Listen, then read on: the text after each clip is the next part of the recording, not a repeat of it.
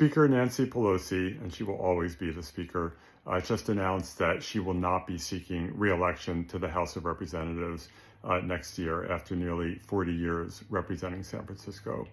As a San Franciscan and as a gay man, I want to say thank you, Madam Speaker, for everything that you have done for San Francisco and for our country. Nancy Pelosi has moved mountains for our community in San Francisco and nationally for decades. She played a critical role in ensuring the passage of the Affordable Care Act. She protected health care and so many other critical things for decades from Republican attacks. She helped pass the largest climate investment in U.S. history, major infrastructure spending. She helped rescue our country from the COVID disaster. And over all that time, she delivered in huge ways for the city of San Francisco. So, Madam Speaker, thank you for what you have done. But for me, there's also a more personal aspect of it. In 1987, Nancy Pelosi was elected in a special election. She was sworn in on the floor of the House of Representatives and made her very first floor remarks ever back in 1987.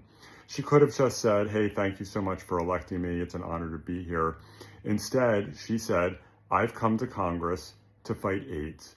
This was in 1987 when there was a mass die-off of gay men and others happening, and when our federal government did not give a shit whether gay men were dying. In fact, there were people in the Reagan administration who, frankly, were wanting us to die faster. And Nancy Pelosi chose to use her privilege and her power to say, I'm here to fight AIDS. That same year that Nancy Pelosi made those remarks, in 1987, I was a 17-year-old closeted gay teenager in New Jersey. I had just admitted to myself that I was gay, and it was scary because there was a mass die-off happening of gay men and no one who seemed to give a shit. I didn't know who Nancy Pelosi was. I didn't hear her remarks. I wasn't watching C-SPAN.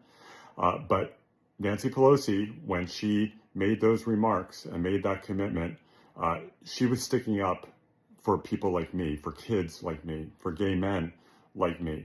And I and so many others will be eternally grateful for her fight and for her leadership. Madam Speaker, thank you from the bottom of my heart.